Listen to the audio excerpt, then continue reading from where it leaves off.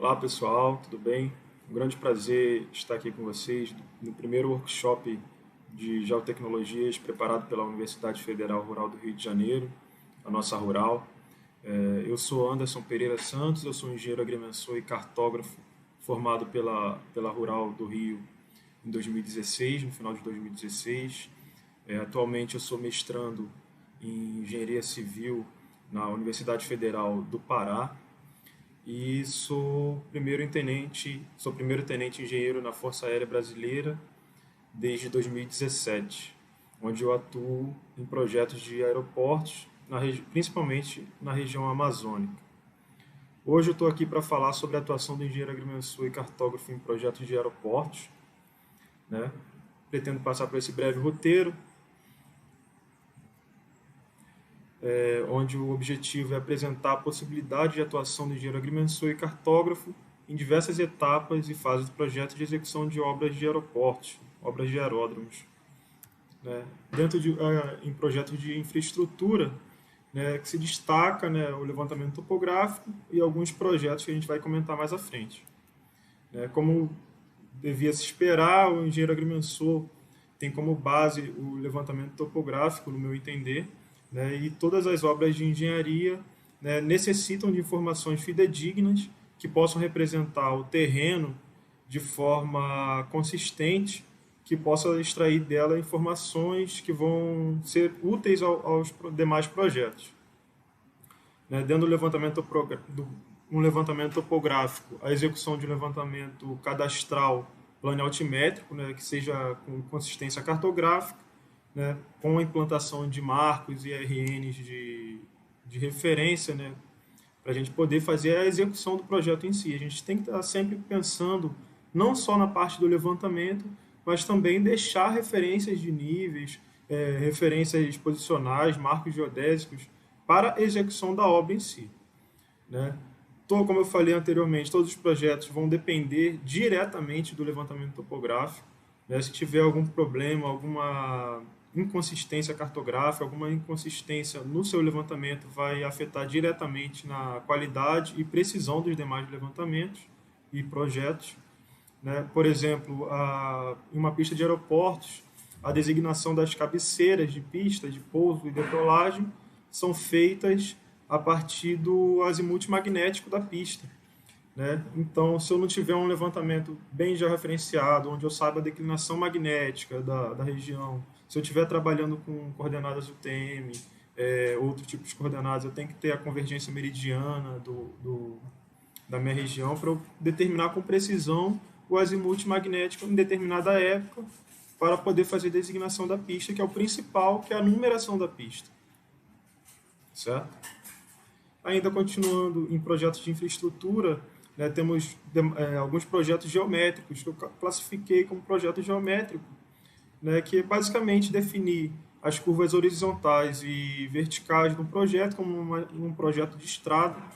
Nós temos a pista de aeroportos, né, geralmente é uma reta onde a gente tem curvas verticais a partir do grade do terreno, né, e algumas curvas horizontais para a saída da pista, como pistas de taxiamento da aeronave, ou seja, a pista que liga a própria pista de pouso e decolagem ao pátio de estacionamento de aeronaves, certo?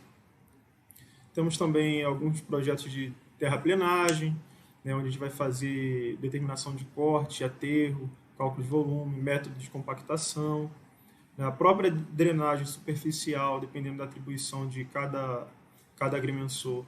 A gente vai poder fazer a drenagem superficial, com dimensionamento de canaletas, sistemas de drenagem, né, e a própria nota de serviço para execução, ou seja, como vai ficar a sua pista e os dados que você vai fornecer para o seu cliente para ele fazer a execução da obra, certo?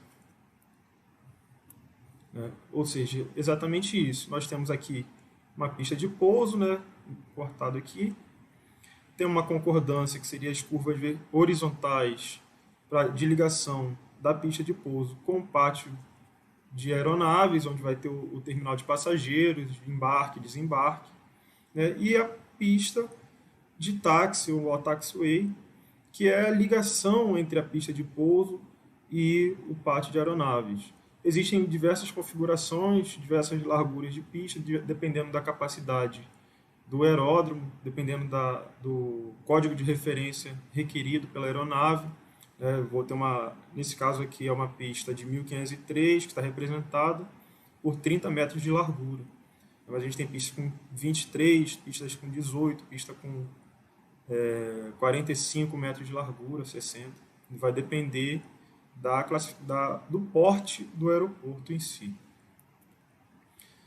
E as curvas verticais, um perfil longitudinal, aqui no caso é um perfil longitudinal de uma pista de táxi, né, onde faz a ligação da pista com o estacionamento, onde a gente vai ter os pontos de inflexão verticais, conforme o projeto como se fosse um projeto de estradas, né?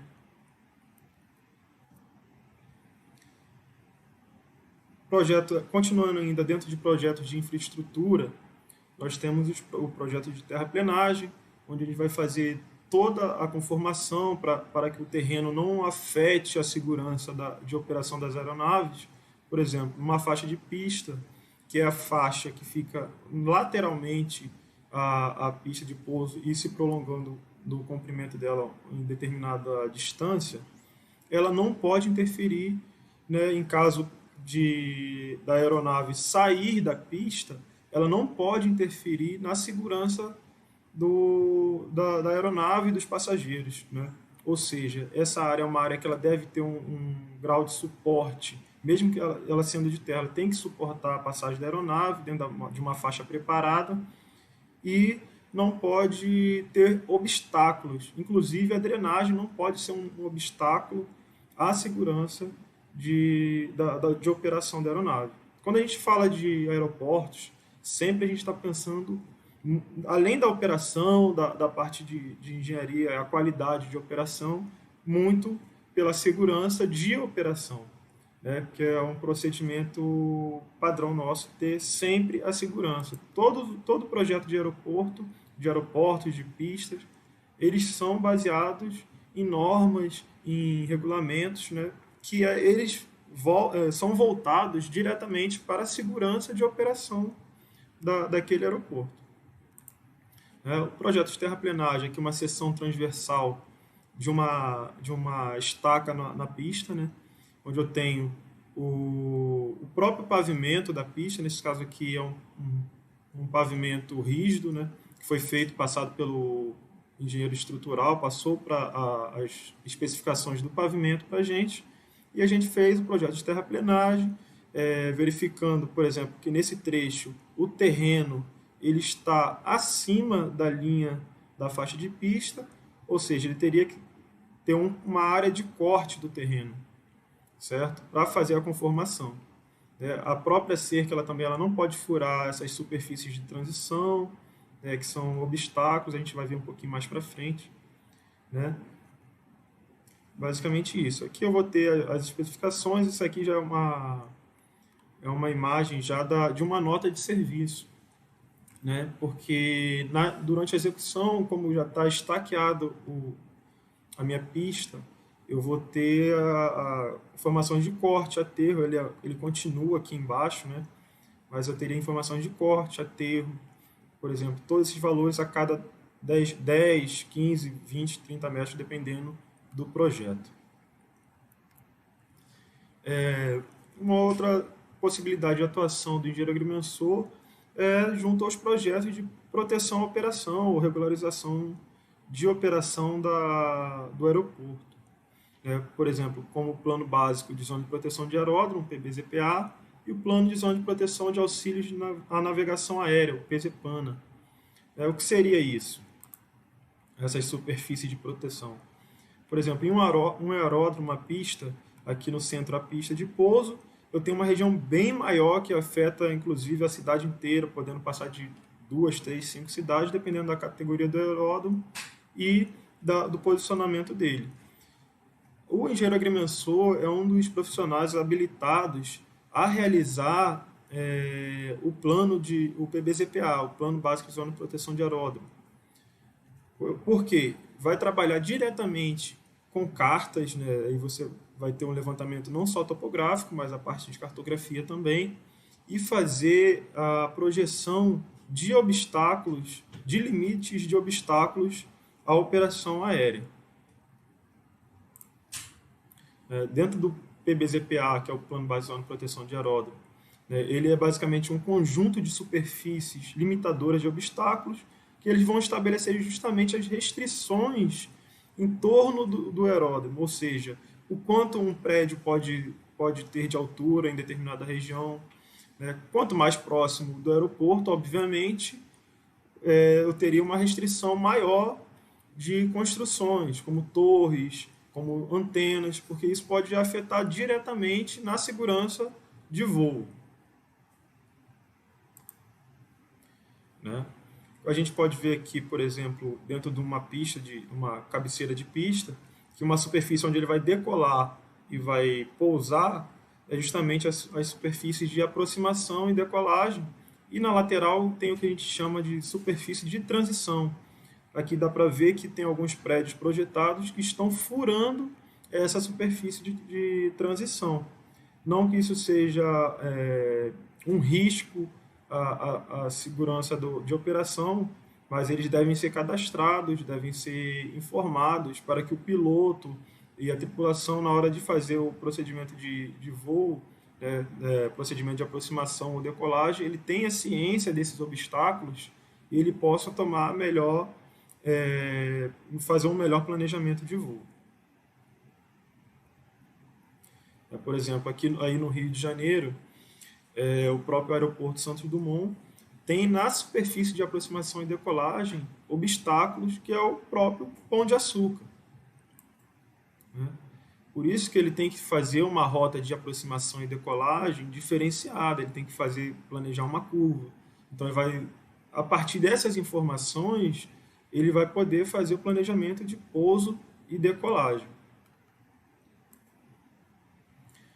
Da mesma forma, a gente, não só para a aeronave em si, a gente vai ter o plano de zona de proteção de auxílios à navegação aérea.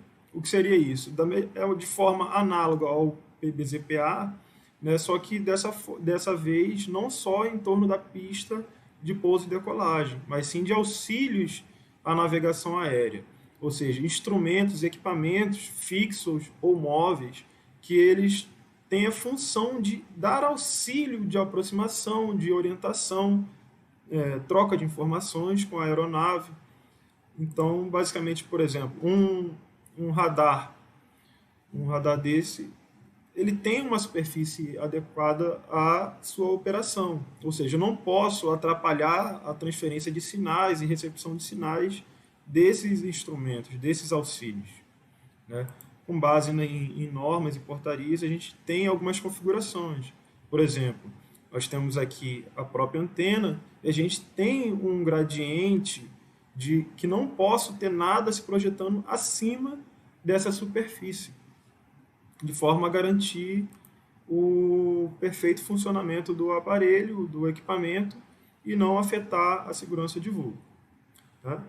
Basicamente, senhores, é isso que eu gostaria de passar aos senhores. Eu gostaria de agradecer imensamente ao pessoal da organização, os professores da Universidade Federal Rural do Rio de Janeiro.